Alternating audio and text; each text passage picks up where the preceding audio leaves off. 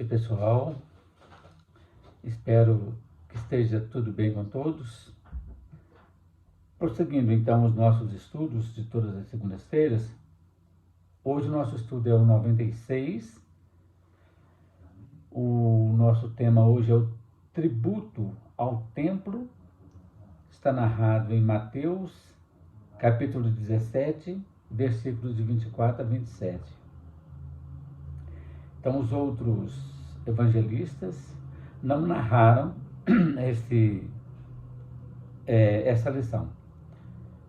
Mateus registrou assim: tendo chegado a Cafarnaum, dirigiram-se a Pedro os que cobravam as 2 dracmas e perguntaram: vosso mestre não paga as 2 dracmas? Respondeu-lhes ele: paga. E quando Pedro entrou em casa, antecipou-se Jesus, dizendo: o que te parece, Simão? De quem recebem os reis da terra tributos ou imposto? De seus filhos ou dos estranhos? Pedro respondeu: dos estranhos. Jesus disse: então os filhos estão isentos. Mas para que os não escandalizemos, vai ao mar, lança o anzol, e o primeiro peixe que subir, tira-o, e abrindo-lhe a boca, encontrarás um estáter. Apanha-o e entrega-lhes por mim e por ti. Muito legal essa passagem, como todas, né? Mas vamos lá. Estudando então a lição. Depois, né, que Jesus chegou a Cafarnaum, né, depois que ele viu o barco agitado, né, que Pedro, a última lição, né, que Pedro caminha sobre as águas junto com Jesus, depois afunda, aquela passagem toda. O barco chega então na região de Cafarnaum. Jesus anda por aquelas ruas, encontra muitas pessoas, cura as pessoas, né?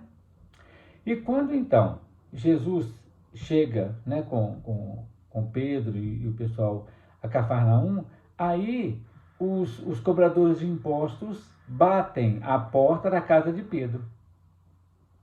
Jesus morava com Pedro naquela época, mas é ao dono da casa, Pedro, que os cobradores se dirigem, perguntando se o mestre Jesus pagava ou não pagava o imposto sobre as dracmas. E Pedro afirma: paga sim. A origem desse imposto aqui é o imposto do templo, não é o imposto do Império Romano, né? É diferente, é uma outra passagem que a gente vai ver mais adiante, né? A origem desse imposto está lá no livro de Êxodo, lá no Velho Testamento, quando Javé ordena que cada israelita fosse cobrado um tributo de meio ciclo. Segundo o que está escrito no livro de Neemias, a gente fala muito pouco, né, esse livro, mas ele é muito interessante. Segundo o livro de Neemias, no capítulo 10, no versículo 33, esse livro foi escrito por volta de 444 a.C., né? Nesse livro, então, está registrado que esse tributo de meio ciclo, nessa época, a tarifa foi baixada para 1/3 do ciclo. E ainda especificava, ao mesmo tempo, a finalidade desse imposto, que era a manutenção do templo e de todos os serviços religiosos. Na época de Jesus, isso é, 4 séculos depois, o tributo passou a valer de novo meio ciclo, né? Então aumentou nesse sentido. O ciclo de prata, em valor de hoje, seria correspondente a 4 dólares. Então é um valor assim razoável. Cada um valia bastante dinheiro. Na época, Ele esse ciclo equivalia a 4 denários, que é uma moeda romana, e a 4 dracmas, que é uma moeda grega. Esse imposto de meio ciclo correspondia a 2 dracmas, chamadas então à época de didracma. Então, para 2 pessoas eram necessárias 4 dracmas, que perfaziam então um estáter. Beleza? Estavam obrigados ao imposto todos os israelitas maiores de 20 anos, inclusive os levitas, os prosélitos e os libertos, e eram isentos os menores, de 20 anos daquela data, os escravos, as mulheres e os sacerdotes, sobre o que muito se discutiu, por que os sacerdotes não pagavam, Era discussão bastante na época. Aí o que aconteceu? Por que eles foram à casa de Pedro perguntar se Jesus pagava imposto? Porque, vendo a crescente fama de Jesus, classificado como Messias, aí os cobradores ficavam com dúvida. Será que Jesus iria pretender usar dessa prerrogativa para pleitear a isenção? E perguntou Pedro, o mestre paga imposto? Aí Pedro fala, sim, responde claramente, sem hesitar. Paga. Mas quando Pedro entra em casa, Jesus se antecipa a ele e pergunta, quem é que recebe os impostos?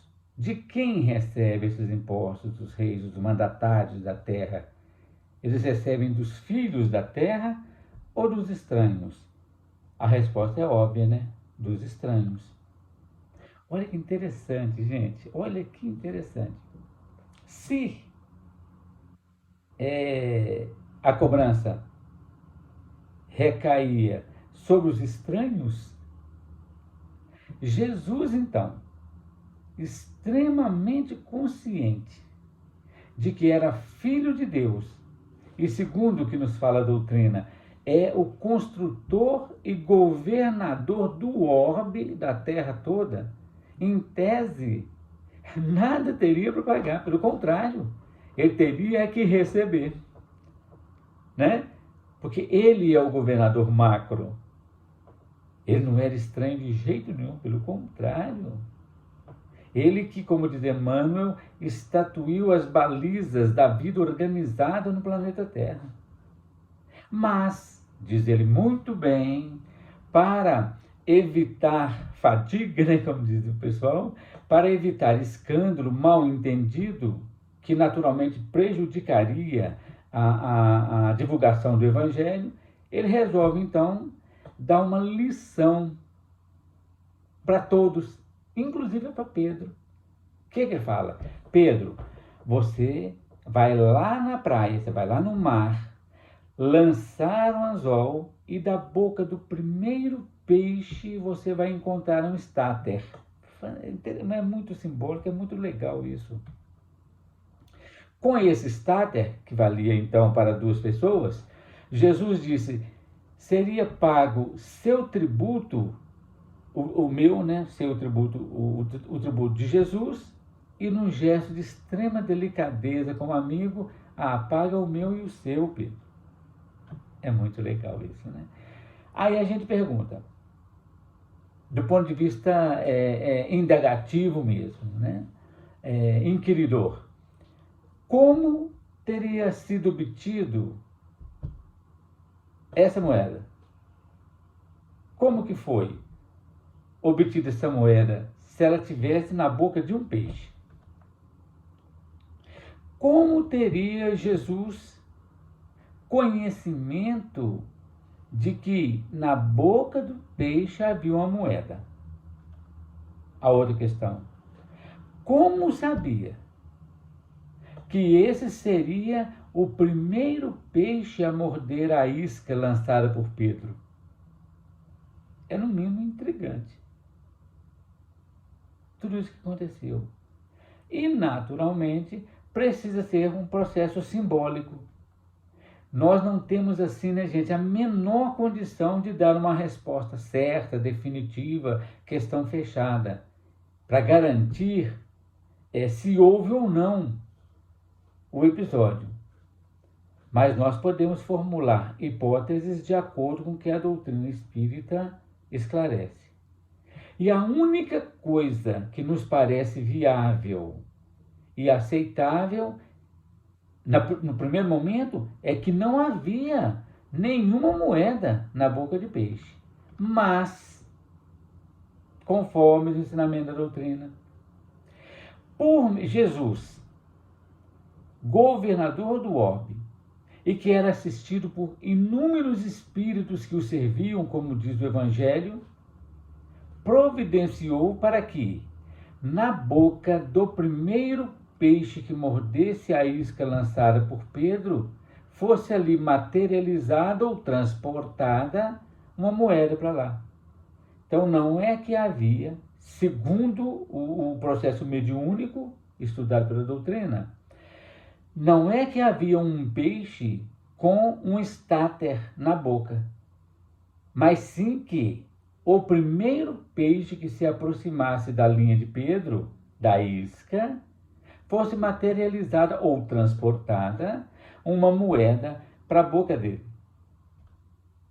Nós sabemos então, repito, pelo processo mediúnico de efeito físico, a materialização e o transporte são fenômenos totalmente possíveis, fenômenos mediúnicos que podem ser realizados tranquilamente desde que haja capacidade por parte do agente. E Pedro, conforme nós já vimos, todos os discípulos de Jesus, mas Pedro, Tiago e João em especial, eles tinham praticamente todas as faculdades mediúnicas. Então, mediunidade de efeito físico seria muito fácil ser feita para esse e outros processos. Outras questões que nós vamos trazer aqui agora, essas questões não estão ditas pelo Pastorino nesse capítulo, tá? São outras pesquisas que eu fiz. Então, são questões interessantes sobre o tema. Por exemplo, o mar. Qual que é a simbologia do mar? O mar tem a imagem do julgamento, da separação. A Terra foi separada num período, metade, vamos chamar assim, de água e de terra. Então, o planeta Terra é formado de mar e terra, não é assim? Então, é um processo de separação. Olha que interessante. E assim também acontece com a passagem do Mar Vermelho, que é um processo de julgamento. Quer dizer, julgamento é quando eu faço escolha de um lado ou do outro, que eu faço separação. Quando eu vou catando feijão ou arroz, qualquer coisa, eu separo os que estão bons dos que não estão bons. Assim como a terra é separada em água, a área molhada, e a terra, a área seca, a passagem do Mar Vermelho é um bom exemplo, porque o mar se divide para permitir a passagem, separação do povo hebreu do povo egito. Né? Isto é, a separação, o julgamento daquele povo que estava escravizado para a libertação. Né? Um peixe. Olha que interessante. Peixe, pescaria, rede, barco, mar e Pedro. Pedro, símbolo do pescador. Né? Peixe, então, pescaria é uma área na qual Pedro era extremamente hábil, porque trabalhava ali todos os dias no mar, pescando para extrair dali o seu salário. Então não foi qualquer discípulo, é o próprio Pedro. Um anzol, olha que legal, Pedro lançava rede. Jesus manda Pedro levar um anzol. Isto é, não é uma rede, é uma única linha, simbolizando a fé. simbolizando a fé, o fio de fé, né? Para buscar o peixe único que seria guiado pela ação divina para o seu anzol. Olha que legal que é isso. A boca de um peixe. É muito interessante, porque isso, como eu falei, então Jesus falou o seguinte: eu tenho que ensinar mais coisa para esse pessoal, para o Pedro e para todo mundo. É uma zombaria, vamos chamar assim, gentil aos governantes do mundo. O que Jesus quis mostrar? Ele é o governador de tudo, conforme nós sabemos pela doutrina. E Jesus ele quer mostrar que ele pode extrair como organizador, governador e co-criador do planeta, ele pode extrair recursos de onde ninguém nem imagina. Tem até uma passagem muito interessante, em Mateus capítulo 3, versículo 9, Jesus disse assim: e não presumais de vós mesmos dizendo, temos por pai a Abraão, porque eu vos digo que, mesmo dessas pedras, Deus pode suscitar filhos de Abraão. Perfeito, perfeito. Então, para Jesus, nada, absolutamente nada, é impossível, né? Porque ele conhece todas as variações de todos os processos físicos, químicos, biológicos e mais que a gente nem conhece, né? Outra analogia legal, o peixe e Jonas, o profeta Jonas. Assim como o profeta Jonas foi cuspido da boca de um peixe na costa da cidade de Nínive, para proclamar a profecia de salvação dos habitantes daquela cidade, Jesus, por intermédio de Pedro, conforme nós estamos dizendo, Pedro pescaria mar, nos traz a imagem perfeita da moeda da provisão com a qual nos saldaremos ou salvaremos todas as nossas dívidas. Muito legal isso, né? Isso é só mais uma interpretação, repito, que não está ali descrito no livro do Pastorino. É uma contribuição nossa, né? Pelo que a gente leu, né? Outra coisa interessante, pagar o tributo para Pedro. Cristo, essa simbologia também é fantástica. Cristo pagaria por Pedro agora e sempre. Claro que Pedro poderia muito bem pagar o imposto sozinho, não tem problema nenhum. Mas Jesus demonstra naquela solicitude, com aquele ato de que todo aquele que encontrou Jesus e permaneceu em Jesus, acharia as condições necessárias para quitar suas dívidas espirituais integralmente. Muito legal. Da forma assim, aspas, miraculosas. Aquele que encontra Jesus e permanece em Jesus encontra as condições ideais necessárias para quitar integralmente as suas dívidas espirituais, né? Olha que legal. E Pedro parece ter entendido isso tão perfeitamente que ele escreveu em sua carta, né? A primeira carta de Pedro, capítulo 1, versículos 18 e 19, Pedro escreveu assim: visto que sabeis que não fostes resgatados com coisas corruptíveis, como a prata e o ouro, da vã conversa recebidos por tradição de seus pais, mas com o precioso sangue de Cristo, como de um cordeiro sem defeito e sem mácula. Olha como é que Pedro então compreendeu perfeitamente a simbologia de Jesus ter pago para ele o imposto, mas não é de imposto material, o imposto de templo que interessa, mas são as dívidas espirituais que são resgatadas pelo sangue, simbolizando vida do Cristo. Né? Muito, muito bacana isso, né? Entendendo então a lição em seu sentido profundo, agora já voltando àquela linha interpretativa do Pastorino, né?